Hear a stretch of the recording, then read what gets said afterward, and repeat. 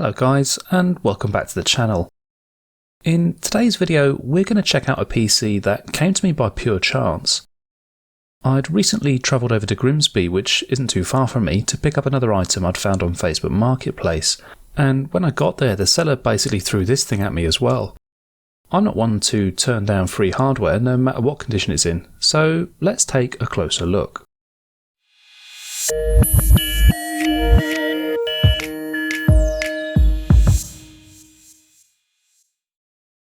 This is an IBM Thinkpad 365X from 1996. From what I can gather from old magazine clippings and adverts, it was a budget undertaking from IBM designed to appeal to schools and businesses rather than to consumers. Saying that, I wouldn't call nearly $2,000 a budget offering even in today's money, and this was 25 years ago. Adjusted for inflation, we're talking about a machine hovering right around the $3,000 mark. This one appears to have seen better days, though most of the damage seems to be superficial dirt, and I should be able to clean this up nicely. Holding it up to the light, there's no getting away from the origins of this machine. Sorry Grimsby College, this machine is mine now. By the way, I just love this as an official way of security marking your IT. Never mind asset tags or scribing kits, a permanent marker is clearly the superior option. Archived IBM documents tell me this machine will either have a Pentium processor clocked at 120 or 133 MHz, along with an 810MB hard disk and 8MB of RAM as standard.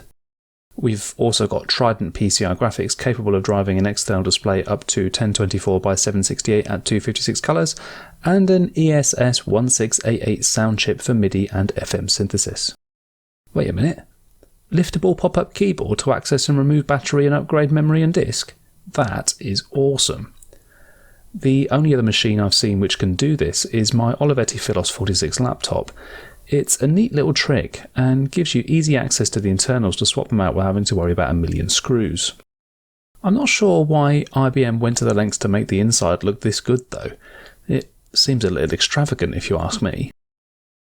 So let's have a look around. To the front we've got a standard 3.5-inch floppy drive. I've seen online that there was an alternate model, the 365XD, which had a CD-ROM drive here instead. And I'm guessing that's why there's a piece of plastic next to the name badge here, to cover the D. On top you've got a really nice feeling keyboard. This is the first vintage ThinkPad I've had the pleasure to use, and I must say I really do get it. I've rarely experienced a better typing experience on a laptop, old or new. Above that you've got this little light diffuser strip, behind which sit the LEDs for power, drive activity and caps lock, etc. I really like this as a design choice, and I'm hoping it looks as good as I think it will when lit up. Above that you've got a 10-inch screen, which clearly a previous owner believed to be a touchscreen given how many smudges there are on it. Someone else's oily fingerprints. Lovely.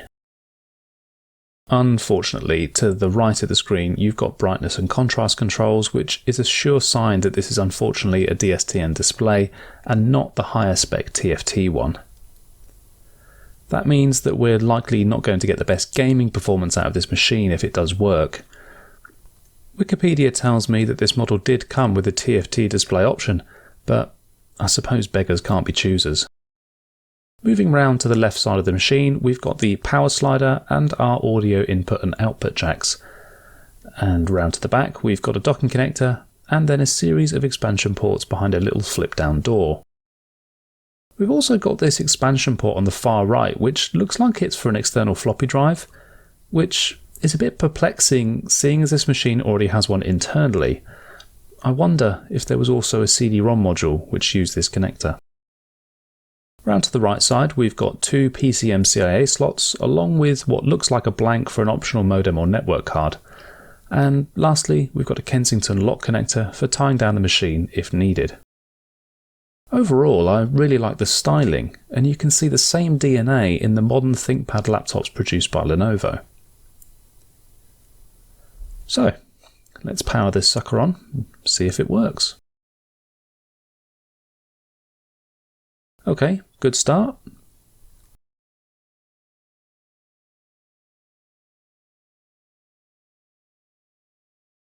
That's likely just a time and date error caused by a past its life CMOS battery. Yep, let's clear that and see what's installed. Okay, so we've got Windows 98, and it looks like a fair few people used this device at one point. Let's just cancel this and drop into a fresh desktop. Actually, this screen's not bad. I've definitely seen worse DSTN screens, but not many better than this. Looking at the system info, and yep, looks like we've still got the same install from when the device was owned by the college.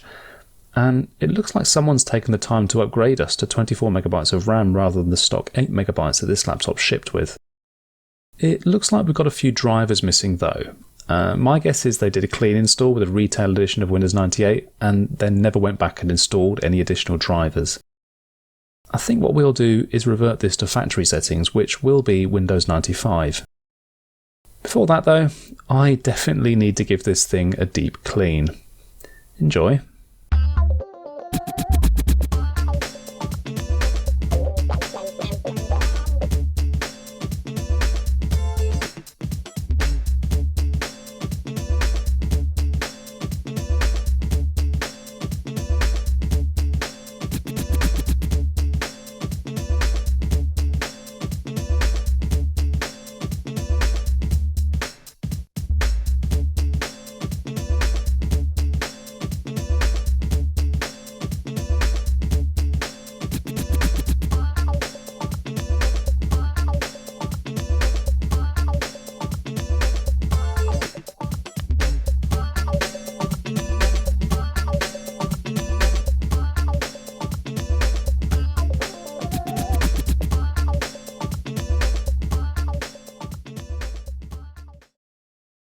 Now, I think we can all agree that looks a lot better.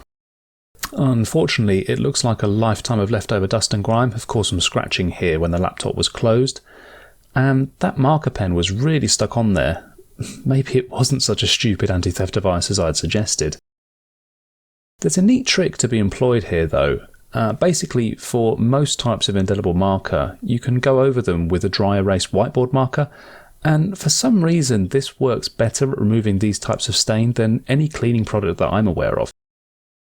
Once you've gone over it with a dry white marker, you just need to wipe it down with alcohol and it basically removes it completely. It also looks like someone has tried to reapply the Thinkpad logo on the outside after it had fallen off. This definitely looks like excess glue, and unfortunately it's as hard as a rock, it's not going anywhere. Overall though, it's not that bad, and I definitely feel a bit happier about putting my hands on it now, so let's get Windows 95 installed. To do this, I'm going to have to break out my trusty Panasonic PCMCIA CD-ROM drive. This is an awesome little drive which will play not only CD-ROMs but also any music CD which it chucks out via these terrible little speakers on the top. To get this working with this laptop, I'll first need to install MS-DOS and then throw on the drivers for the CD-ROM drive. Once that's done, I can run the Windows 95 setup direct from the CD.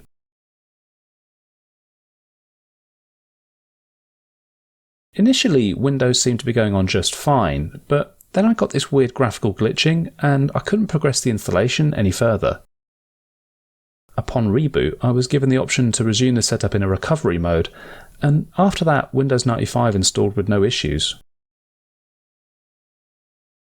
I was able to find all of the legacy drivers for the machine online, so after a bit of juggling of floppy disks, the machine was fully up to date with all the correct drivers, and even the original stock IBM wallpaper that it would have come with. I ran WinTune 98 just to check if everything is working alright, and yeah, it all appears to be fine. So, you know what's coming next?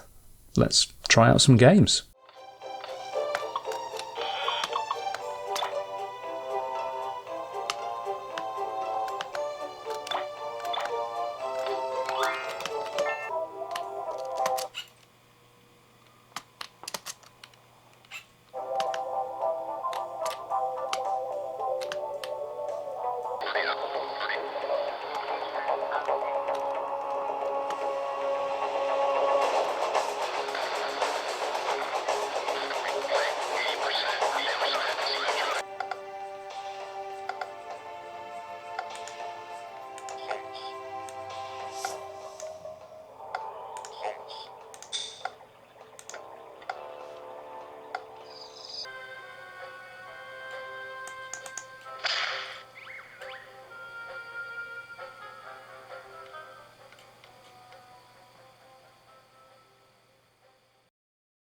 So yeah, I've got mixed feelings about this. On the one hand, you've got a really capable machine for DOS and Windows 95 gaming, but on the other, that screen really does let us down, doesn't it? It's alright for things like point-and-click adventures where we don't see a lot of fast movement, but for things like Quake it really doesn't work. It's not a fault with this screen per se, just a problem with DSTN screens in general. They're just no good for gaming. The most you can hope to get out of them is a reasonable Microsoft Office experience. You also get this weird glitching with some older DOS games where the original resolution is less than the native 800 by 600 of the display. But that's not a problem unique to this model. Most laptops of this age will have similar problems, in my experience at least. That said, I still think this is a wonderful machine, and well worth the price tag that it came with. I hope you've enjoyed this video.